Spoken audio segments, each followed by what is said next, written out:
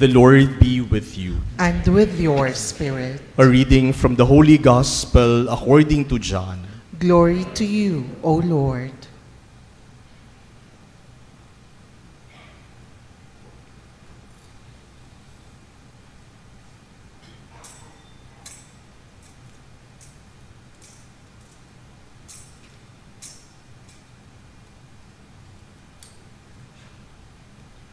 Jesus went to the Mount of Olives, but early in the morning he arrived again in the temple area, and all the people started coming to him, and he sat down and taught them.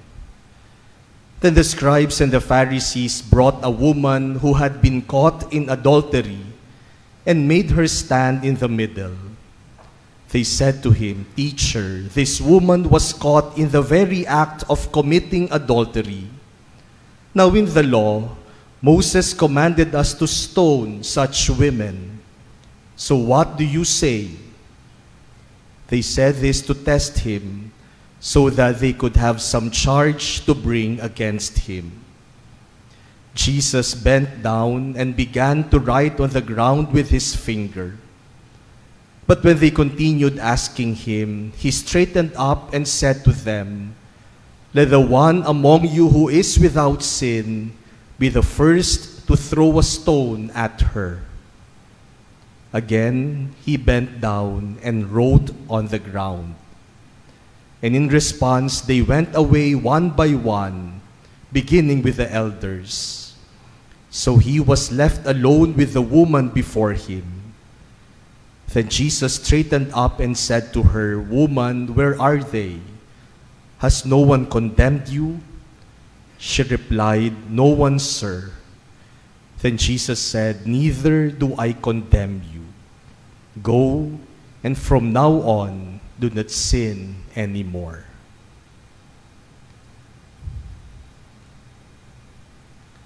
The Gospel of the Lord. Praise to you, Lord Jesus Christ.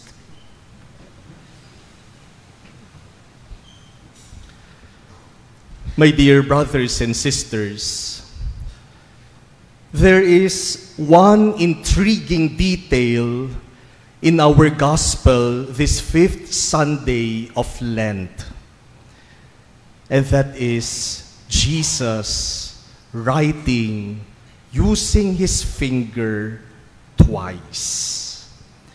Dalawang beses sa ating ebanghelyo, sumulat si Jesus sa lupa gamit ang kanyang daliri. The first instance was when the scribes and the Pharisees brought in a woman who was caught committing adultery. And they said to Jesus, this woman had been caught at the very act of committing adultery. Now, according to the law, she should be stoned to death. What do you say? Anong sasabihin mo? Anong gagawin natin sa kanya? Jesus did not answer. Jesus simply bent down and wrote on the ground using his finger. But when they insisted, siguro kinulit-kulit nila si Jesus, anong gagawin natin sa kanya? Jesus straightened up and said, "Okay, so he who does not have any sin, be the one to cast the stone at her." And then she bent down again, he bent down again, and wrote on the ground. The question, my dear brothers and sisters, is, what did Jesus write on the ground using his finger? Ano kaya yung sinulat ni Jesus? Some speculate that Jesus probably wrote the sins that the accusers of the woman also committed. Siguro daw ang sinulat ni Jesus, mga kasalanan ng mga taong humuhusga dun sa babae. Siguro daw ang sinulat ni Jesus, ikaw din naman, nagnakaw ka. Ikaw, nanloko ka. Ikaw, hindi ka tapat sa asawa mo din naman. Kaya daw isa-isang nag-alisan yung mga tao. But we cannot really know what Jesus wrote because nothing is mentioned in the gospel. Maybe the better question to ask is not what Jesus wrote, but to ask, why did Jesus write on the ground? Bakit kaya? Ano kaya ang dahilan? You know, my dear brothers and sisters, in the four Gospels, this is only the instance where Jesus was mentioned to have written on the ground using his finger. In fact, this is the only moment in the four Gospels that Jesus was said to have written. Hindi na natin makikita ito sa iba pang bahagi ng Biblia na si Jesus ay sumulat dito lang. In the Old Testament, there is also a story about God writing using his finger. Remember that when God gave the Ten Commandments to Moses, God wrote the Ten Commandments on tablets of stone using his finger. Sumulat ang Diyos sa bato gamit ang kanyang daliri. And that was also the only instance in the Old Testament that God is said to have written. This reminds me of a story about two friends, John and Carl, who were journeying in the desert. Naglalakbay ang magkaibigang ito sa disyerto. And at a certain point of their journey, they had an argument. And the argument became so heated that John slapped Carl in the face. Carl was, of course, hurt, but he did not say anything. Instead, he wrote in the sand, "Today, my best friend slapped me in the face." They continued their journey. Then they found an oasis. At sabi nila, tubig, maligo tayo, maligo tayo. So naligo sila doon sa oasis.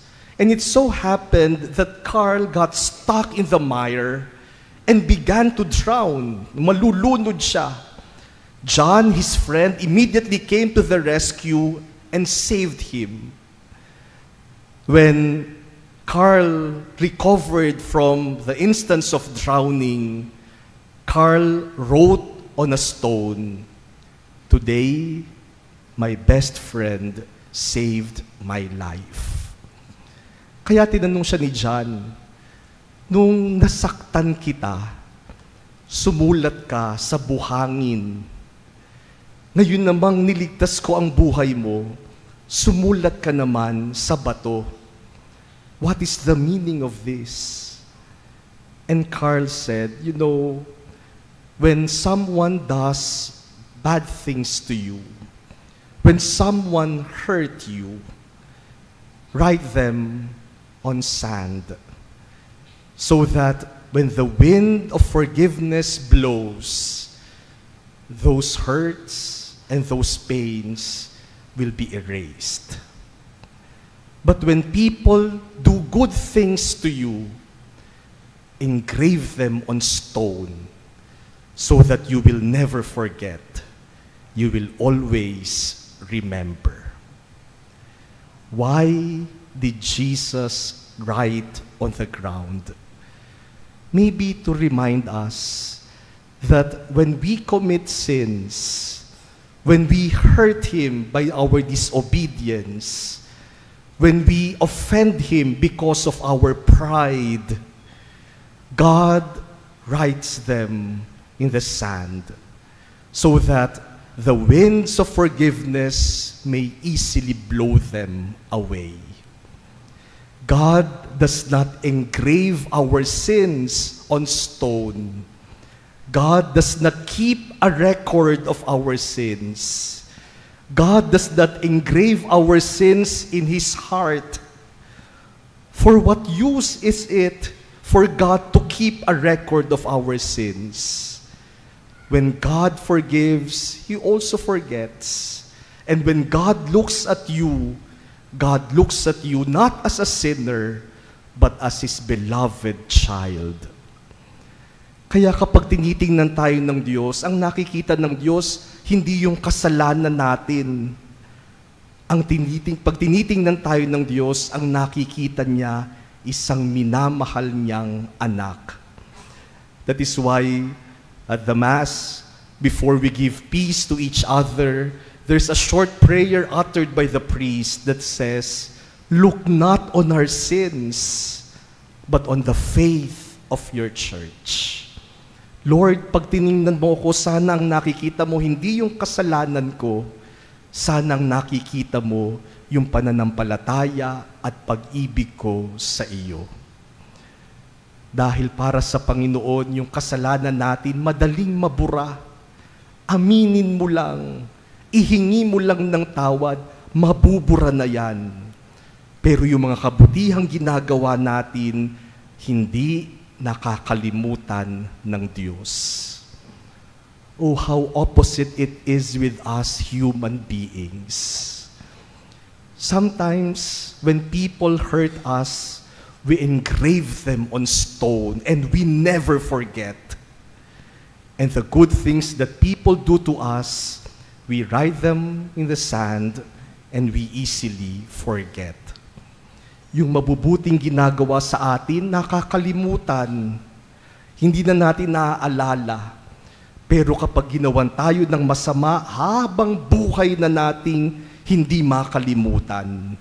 Nakaukit na sa puso at sa isip natin. At gustong-gusto pa nating balik-balikan. Kaya kapag may hindi ginawang mabuti sa atin, ako talagang dala-dala natin buong buhay natin.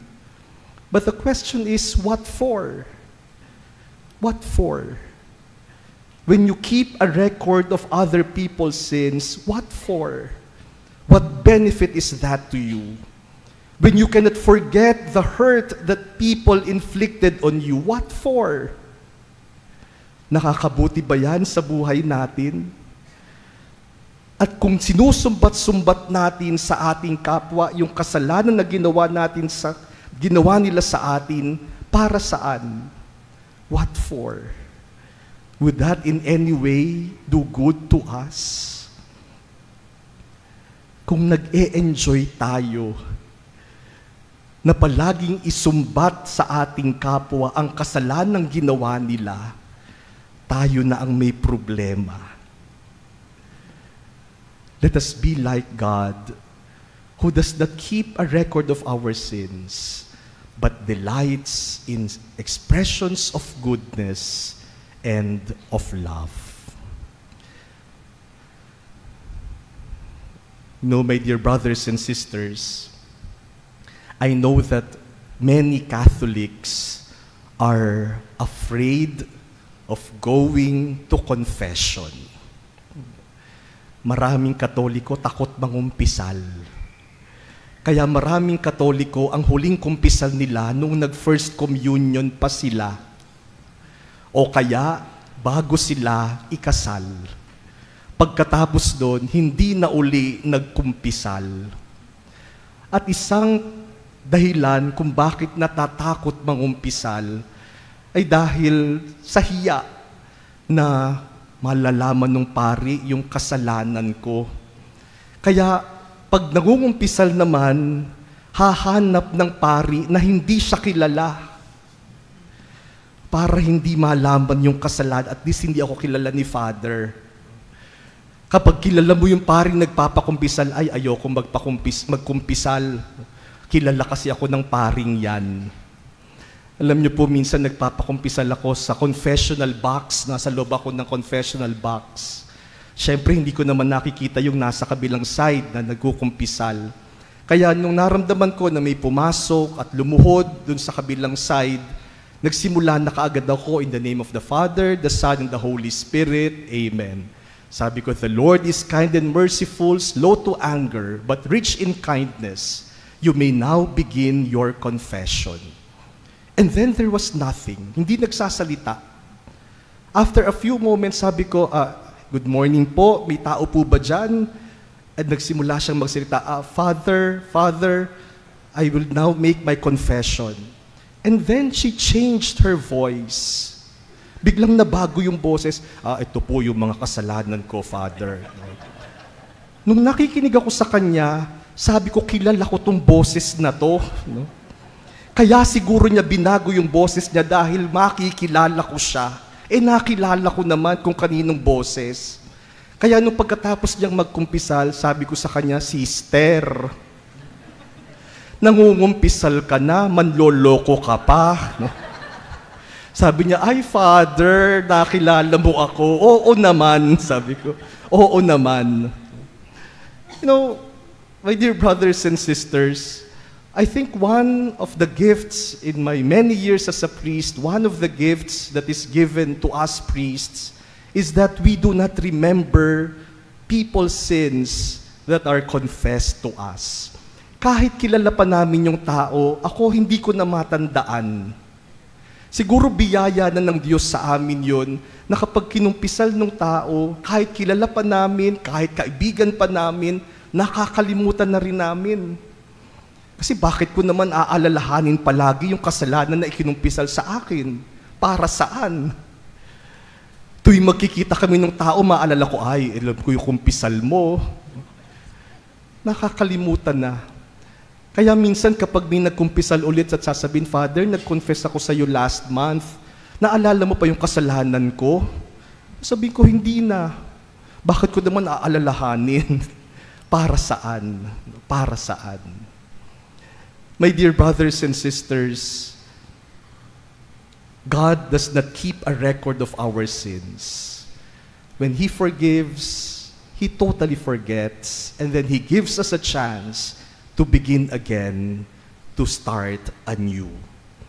As He tells us in our first reading today, remember not the things of the past, remember not the events of the past, the things of long ago consider not.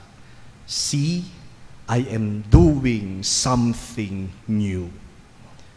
And St. Paul in our second reading today tells us, forget what lies behind, but strain forward, move forward to what lies ahead. These words are very similar to the words of Jesus to the woman presented before Him. I will not condemn you. Go and sin no more. My dear brothers and sisters, may we always allow the winds of forgiveness to erase all our hurts, our dark past, and our sins. May we allow the winds of God's forgiveness to blow into our lives and into our relationships with one another.